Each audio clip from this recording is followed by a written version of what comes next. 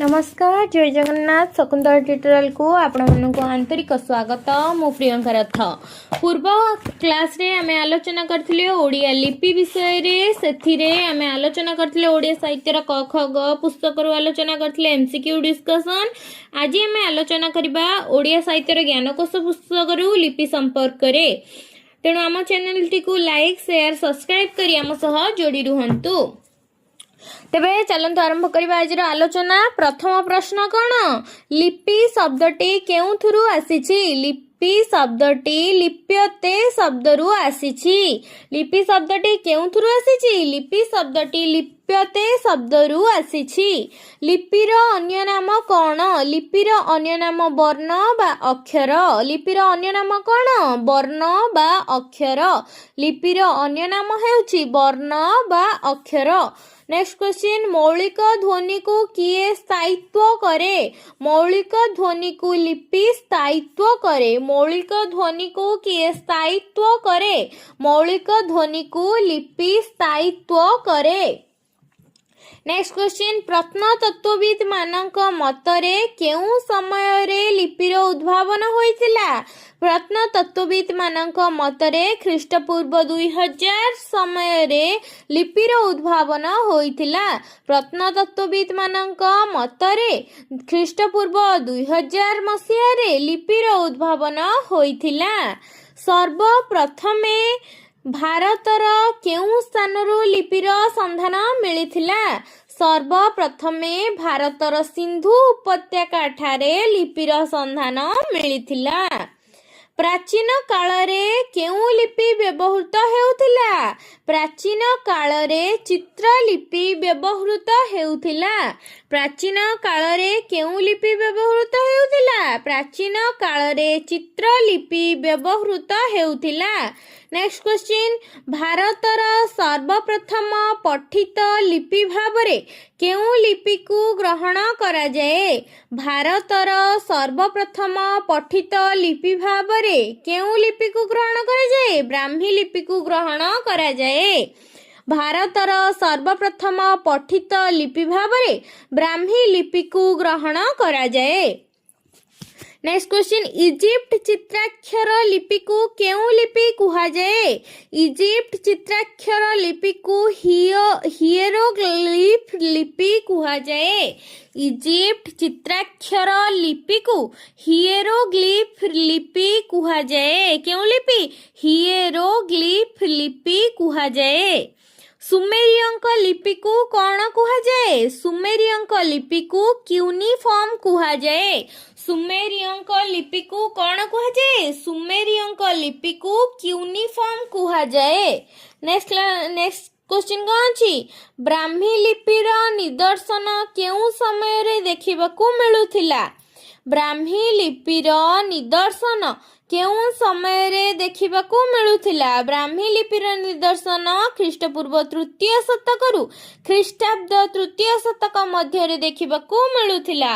ब्राह्मी लिपिर निदर्शन ख्रीष्टपूर्व 3य शतकरू ख्रीष्टाब्द 3य शतक मध्य रे देखिबाकू मिलुथिला।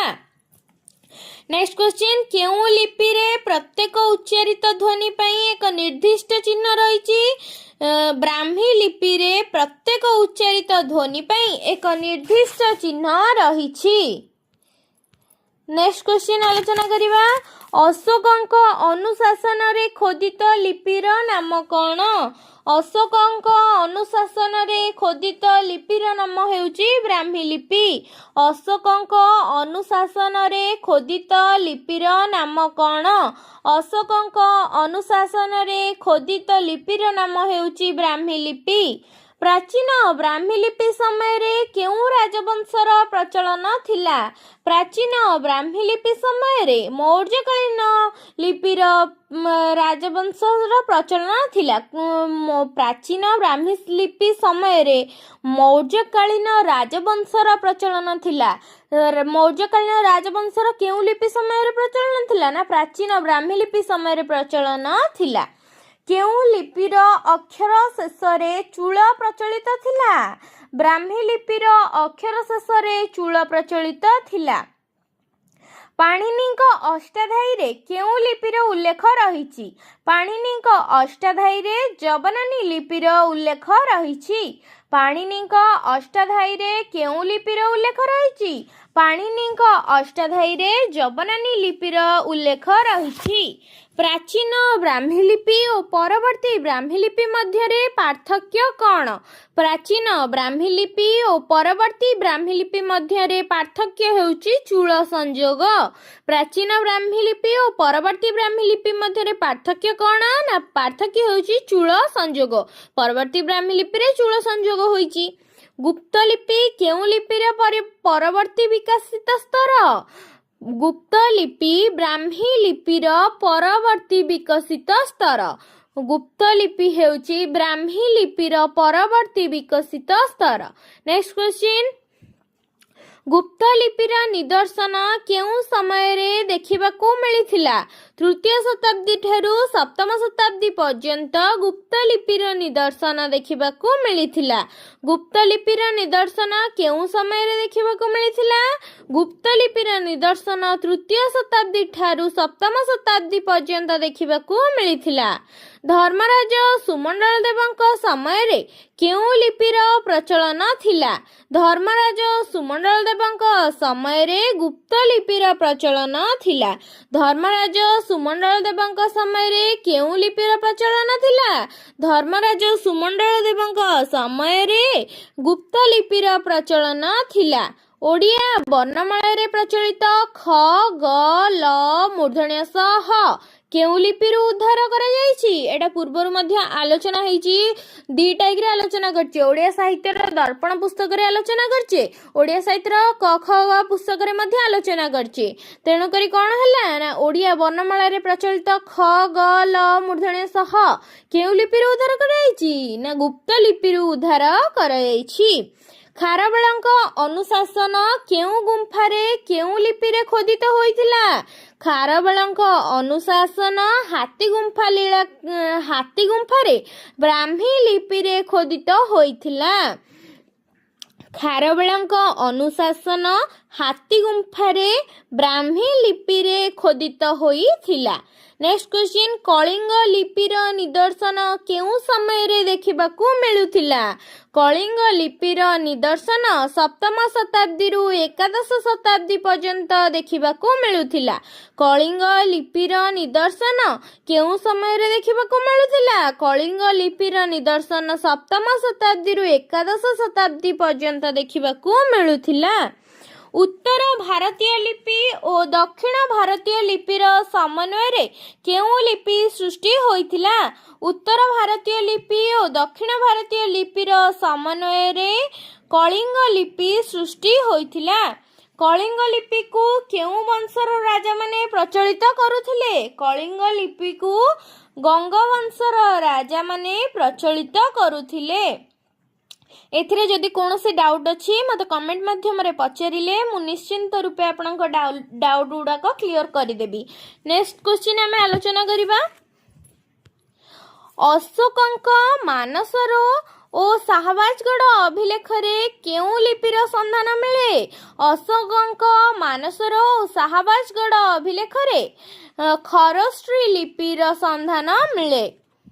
ନେକ୍ସଟ କ୍ୱେଶ୍ଚିନ୍, ଅଶୋକଙ୍କ ଧଉଳିଗିରି ଓ ଜଉଗଡ଼ର କେଉଁ ଲିପିର ନିଦର୍ଶନ ମିଳେ? ଅଶୋକଙ୍କ ଧଉଳିଗିରି ଓ ଜଉଗଡ଼ରେ ବ୍ରାହ୍ମୀ ଲିପିର ନିଦର୍ଶନ ମିଳେ।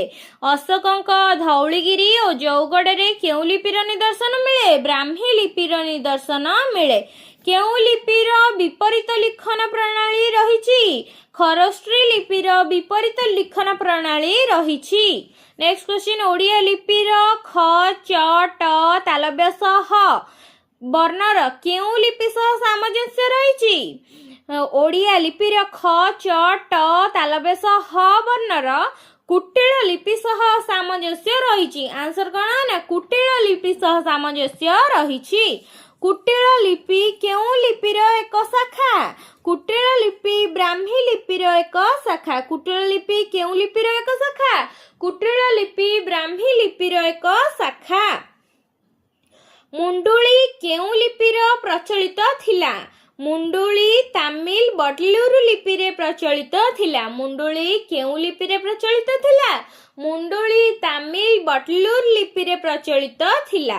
ଉତ୍ତର ଭାରତୀୟ ଲିପିକୁ କେଉଁ ଲିପି କୁହାଯାଏ? ଉତ୍ତର ଭାରତୀୟ ଲିପିକୁ ନାଗରୀ ଲିପି କୁହାଯାଏ। ଉତ୍ତର ଭାରତୀୟ ଲିପିକୁ କେଉଁ ଲିପି କୁହାଯାଏ? ଉତ୍ତର ଭାରତୀୟ ଲିପିକୁ ନାଗରୀ ଲିପି କୁହାଯାଏ। ଦକ୍ଷିଣ ଭାରତୀୟ ଲିପିକୁ କେଉଁ ଲିପି କୁହାଯାଏ? ଦକ୍ଷିଣ ଭାରତୀୟ ଲିପିକୁ କଳିଙ୍ଗ ଲିପି କୁହାଯାଏ। ଉତ୍ତର ଭାରତୀୟ ଲିପିକୁ ନାଗରୀ ଲିପି କୁହାଯାଏ। ଦକ୍ଷିଣ ଭାରତୀୟ ଲିପିକୁ କଳିଙ୍ଗ ଲିପି କୁହାଯାଏ। ପେଟିକା ଶୀର୍ଷକ ଲିପିର ସ୍ପଷ୍ଟ ନିଦର୍ଶନ କେଉଁଥିରେ ଦେଖିବାକୁ ମିଳେ? ପେଟିକା ଶୀର୍ଷକ ଲିପିର ସ୍ପଷ୍ଟ ନିଦର୍ଶନ ବାକାଟାକ୍ ବଂଶର ମହାରାଜା ପ୍ରବର୍ଷନଙ୍କ ସମୟରେ ଦେଖିବାକୁ ମିଳେ। ପେଟିକା ଶୀର୍ଷକ ଲିପିର ସ୍ପଷ୍ଟ ନିଦର୍ଶନ କେଉଁଥିରେ ଦେଖିବାକୁ ମିଳେ? ପେଟିକା ଶୀର୍ଷକ ଲିପିର ସ୍ପଷ୍ଟ ନିଦର୍ଶନ ବାକାଟକ୍ ବଂଶର ମହାରାଜା ପ୍ରବର୍ଷନଙ୍କ ବେଳେ ଦେଖିବାକୁ ମିଳେ। ଭାରତୀୟ ଲିପିତତ୍ତ୍ୱର ପ୍ରବର୍ତ୍ତକ କିଏ? ବ୍ୟୁହଲର ହେଉଛନ୍ତି ଭାରତୀୟ ଲିପିତତ୍ତ୍ୱର ପ୍ରବର୍ତ୍ତକ। ମାଗଧୀ ଲିପିର ସମୟ କେତେ? ମାଗଧୀ ଲିପିର ସମୟ ହେଲା ଏକାଦଶ ଶତାବ୍ଦୀ ପରଠାରୁ ଚତୁର୍ଦଶ ଶତାବ୍ଦୀ ପର୍ଯ୍ୟନ୍ତ। ଗଙ୍ଗରାଜାମାନଙ୍କ ଶିଳାଲେଖ ଓ ତାମ୍ରଫଳକରେ କେଉଁ ଲିପିର ନିଦର୍ଶନ ଦେଖିବାକୁ ମିଳେ? ଗଙ୍ଗରାଜାମାନଙ୍କର ଶିଳାଲେଖ ଓ ତାମ୍ରଫଳକରେ ପ୍ରତ୍ନ ବଙ୍ଗଳା ଲିପିର ନିଦର୍ଶନ ଦେଖିବାକୁ ମିଳିଥାଏ। ଓଡ଼ିଆ ଲିପି ବଙ୍ଗଳା ଲିପିରୁ ସୃଷ୍ଟି ହୋଇଛି ବୋଲି କିଏ କହିଥିଲେ? ଓଡ଼ିଆ ଲିପି ବଙ୍ଗଳା ଲିପିରୁ ସୃଷ୍ଟି ହୋଇଛି ବୋଲି ରାଖଲ ଦାସ ବାନାର୍ଜୀ କହିଥିଲେ। କିଏ କହିଥିଲେ? ନା ରାଖଲ ଦାସ ବାନାର୍ଜୀ କହିଥିଲେ ଓଡ଼ିଆ ଲିପି ବଙ୍ଗଳା ଲିପିରୁ ସୃଷ୍ଟି ହୋଇଛି। ନେକ୍ସଟ କ୍ୱେଶ୍ଚିନ୍, ଉର୍ଜାମ ଶିଳାଲେଖରେ କେଉଁ ଲିପି ଦେଖିବାକୁ ମିଳେ? ଉର୍ଜାମ ଶିଳାଲେଖରେ ମାଗଧୀ ଲିପି ଦେଖିବାକୁ ମିଳେ। ଉର୍ଜାମ ଶିଳାଲେଖରେ କେଉଁ ଲିପି ଦେଖିବାକୁ ମିଳେ? ନା ଉର୍ଜାମ ଶିଳାଲେଖରେ ମାଗଧୀ ଲିପି ଦେଖିବାକୁ ମିଳେ। ଚତୁର୍ଥ ନରସିଂହ ଦେବଙ୍କର ତ୍ରିମାଳି ମଠ ତାମ୍ରଶାସନ କେଉଁ ଲିପିରେ ଦେଖିବାକୁ ମିଳେ? ଚତୁର୍ଥ ନରସିଂହ ଦେବଙ୍କ ତ୍ରିମାଳି ମଠ ତାମ୍ରଶାସନ ମାଗଧୀ ଲିପିରେ ଦେଖିବାକୁ ମିଳେ। ଚତୁର୍ଥ ନରସିଂହ ଦେବଙ୍କ ତ୍ରିମାଳି ମଠ ତାମ୍ରଶାସନ ବିଷୟରେ ମାଗଧୀ ଲିପିରେ ଦେଖିବାକୁ ମିଳେ। ପ୍ରାଚୀନ ଓଡ଼ିଆ ଲିପି କେଉଁ ସମୟରେ ବିକଶିତ ହୋଇଥିଲା? ପ୍ରାଚୀନ ଓଡ଼ିଆ ଲିପି ଚତୁର୍ଦଶ ଶତାବ୍ଦୀର ପରବର୍ତ୍ତୀ ଷୋଡ଼ଶ ଶତାବ୍ଦୀ ପର୍ଯ୍ୟନ୍ତ ବିକଶିତ ହୋଇଥିଲା। ପ୍ରାଚୀନ ଓଡ଼ିଆ ଲିପି ଚତୁର୍ଦଶ ଶତାବ୍ଦୀର ପରବର୍ତ୍ତୀ ଷୋଡ଼ଶ ଶତାବ୍ଦୀ ପର୍ଯ୍ୟନ୍ତ ବିକଶିତ ହୋଇଥିଲା। ପୁରୀର ଜୟବିଜୟ ଶିଳାଲେଖରେ କେଉଁ ଲିପି ଦେଖିବାକୁ ମିଳେ? ପୁରୀର ଜୟବିଜୟ ଶିଳାଲେଖରେ ପ୍ରାଚୀନ ଓଡ଼ିଆ ଲିପି ଦେଖିବାକୁ ମିଳେ। ପୁରୀର ଜୟବିଜୟ ଶିଳାଲେଖରେ କେଉଁ ଲିପି ଦେଖିବାକୁ ମିଳେ? ପୁରୀର ଜୟବିଜୟ ଶିଳାଲେଖରେ ପ୍ରାଚୀନ ଓଡ଼ିଆ ଲିପି ଦେଖିବାକୁ ମିଳେ। ନେକ୍ସଟ କ୍ୱେଶ୍ଚିନ୍, ଯାଜପୁରର ସିଦ୍ଧେଶ୍ୱର ଶିଳାଲେଖରେ କେଉଁ ଲିପିର ନିଦର୍ଶନ ମିଳେ? ଯାଜପୁରର ସିଦ୍ଧେଶ୍ୱର ଶିଳାଲେଖରେ ପ୍ରାଚୀନ ଓଡ଼ିଆ ଲିପିର ନିଦର୍ଶନ ମିଳେ। ଆଧୁନିକ ଓଡ଼ିଆ ଲିପିକୁ ମୁଖ୍ୟତଃ କେତେ ଭାଗରେ ବିଭକ୍ତ କରାଯାଇଛି ଓ କ'ଣ କ'ଣ? ଆଧୁନିକ ଓଡ଼ିଆ ଲିପିକୁ ମୁଖ୍ୟତଃ ଦୁଇ ଭାଗରେ ବିଭକ୍ତ କରାଯାଇଛି, କରଣୀ ଲିପି ଓ ପାଠଶାଳାରେ ବ୍ୟବହୃତ ଲିପି। ଆଧୁନିକ ଓଡ଼ିଆ ଲିପିକୁ ମୁଖ୍ୟତଃ ଦୁଇ ଭାଗରେ ବିଭକ୍ତ କରାଯାଇଛି। କ'ଣ କ'ଣ? କରଣୀ ଲିପି ଆଉ ଗୋଟେ ପାଠଶାଳାରେ ବ୍ୟବହୃତ ଲିପି। କରଣୀ ଲିପି କେଉଁଠି ବ୍ୟବହୃତ ହୋଇଥାଏ? କଚେରୀରେ ମୋହରିରମାନେ ଏହି କରଣୀ ଲିପିର ଦଲିଲ ଓ ଜମିବାଡ଼ି ସମ୍ବନ୍ଧୀୟ କାଗଜପତ୍ର ପ୍ରସ୍ତୁତ କରିଥାନ୍ତି। ଓଡ଼ିଆ ଲିପିର ସ୍ୱାତନ୍ତ୍ର୍ୟ କ'ଣ? ପୁଢ଼ା, ପୁଚ୍ଛ, ବକ୍ରରେଖା, ଅର୍ଦ୍ଧବୃତ୍ତାକାର ମୁଣ୍ଡଳି ଇତ୍ୟାଦି ହେଉଛି ଓଡ଼ିଆ ଲିପିର ସ୍ୱାତନ୍ତ୍ର୍ୟ। ଓଡ଼ିଆ ଲିପିର ସ୍ୱାତନ୍ତ୍ର୍ୟ କ'ଣ? ନା ପୁଢ଼ା, ପୁଚ୍ଛ, ବକ୍ରରେଖା, ଅର୍ଦ୍ଧବୃତ୍ତାକାର ମଣ୍ଡଳୀ ଇତ୍ୟାଦି ହେଉଛି ଓଡ଼ିଆ ଲିପିର ସ୍ୱାତନ୍ତ୍ର୍ୟ। ଡକ୍ଟର ଖଗେଶ୍ୱର ମହାପାତ୍ର ଓଡ଼ିଆ ବର୍ତ୍ତୁଳ ଲିପିର କେଉଁ ଲିପି ସହ ସାମଞ୍ଜସ୍ୟ ଥିବା କହିଛନ୍ତି? ଡକ୍ଟର ଖଗେଶ୍ୱର ମହାପାତ୍ର ଓଡ଼ିଆ ବର୍ତ୍ତୁଳ ଲିପିର ତିବ୍ବତୀୟ ୱାର୍ତୁ ଲିପି ସହ ସାମଞ୍ଜସ୍ୟ ଥିବାର କହିଛନ୍ତି। ଓଡ଼ିଆ ଲିପିର ପରିବର୍ତ୍ତିତ ଲିପି କ'ଣ ଥିଲା? ଓଡ଼ିଆ ଲିପିର ପରିବର୍ତ୍ତିତ ଲିପି କରଣୀ ଲିପି ଅଟେ। ओडिया भाषा और लिपिर विवर्तन पुस्तकर स्रष्टा किए डॉक्टर कुंज बिहारी त्रिपाठी होउचंती ओडिया भाषा और लिपिर विवर्तन पुस्तकर स्रष्टा ओडिया भाषा और लिपिर विवर्तन पुस्तकर स्रष्टा किए ना डॉक्टर कुंज बिहारी त्रिपाठी होउचंती ओडिया भाषा और लिपि विवर्तनर स्रष्टा सत्यनारायण राजगुरुଙ୍କ मତରେ ओडियारे व्यवहृत अ आ वर्ण दुईटी केउं लिपिर अंतर्गत सत्यनारायण राजगुरुଙ୍କ मତରେ ओडियारे व्यवहृत अ आ वर्ण दुईटी तमिल बटलर लिपिर अंतर्गत अटे। Next question, a comparative grammar of the modern Aryan language of India रचयिता किए? A comparative grammar of modern Aryan language of India रचयिता John Beames.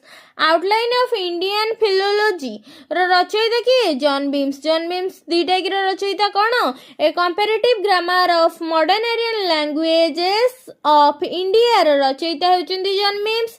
Outline of Indian philosophy रचयिता मध्य John Beames. The evolution of Oriya language and script रचयिता होचंती कुंज बिहारी त्रिपाठी। प्राचीन ओडिया अभिलेखर रचयिता किए? ना प्राचीन ओडिया अभिलेखर रचयिता होचंती कुंज बिहारी त्रिपाठी।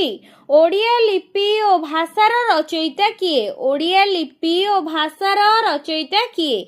ओडिया लिपि और भाषार रचयिता होचंती खगेश्वर महापात्र।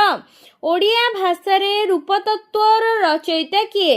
बेणीमाधव पाणी हेउचंती ओडिया भाषार रूपतत्वर रचयिता। ओडिया भाषार रूपतत्वर रचयिता किए?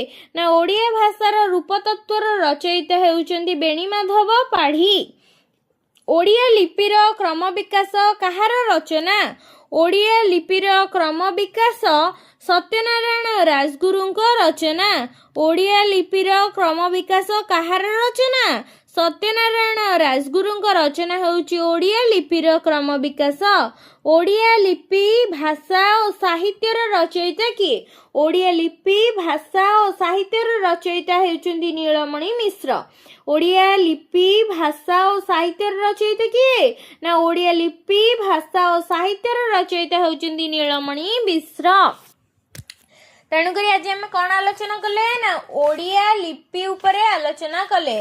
लिपि उपरे आलोचना सरीगला आ नेक्स्ट क्लास रु लिपि उपरे आलोचना हेबो नाही। तेबे जहाँ जहाँ डाउट अच्छी मते जणैले मु से अनुसार लिपि पई आउटा क्लास नेबी कि कौन करिवि। किंतु या परठारु आमे व्याकरण आलोचना करिबा। व्याकरण अलंकार छंद कारक कृदंत तद्धित विभक्ति ए सब गुडा आलोचना करिबा। समास मध्ये आलोचना करिबा। ओडिया साहित्य क ख ग ओडिया साहित्य ज्ञानकोश और ओडिया साहित्य दर्पण ये तीनोटी पुस्तक आम आलोचना करवा। व्याकरण व्याकरण आलोचना कर सारा पर आम विषय वस्तु उपरकू जावा। व्याकरण बहुत गुड़े अच्छी से गुड़ी को आलोचना करवा। ओडिया साहित्य क ख ग तो बहुत सारा क्वेश्चन देइछि से सब को आलोचना करवा। कृदंत तद्धित उपरे जहाँ हेले भी 100 पाखापाखि एमसीक्यू क्वेश्चन देइछि से गुड़ी को आलोचना करदेबा। तेबे नेक्स्ट क्लास में कौन आलोचना करवा? व्याकरण अलंकार छंद एगुड़क आलोचना करदबा। तेबे आज एति थाऊ। जदि भल लगी थाए वीडियोटी तेबे कमेंट माध्यम निश्चय जनइबे। लाइक शेयर सब्सक्राइब करिवे। जय जय।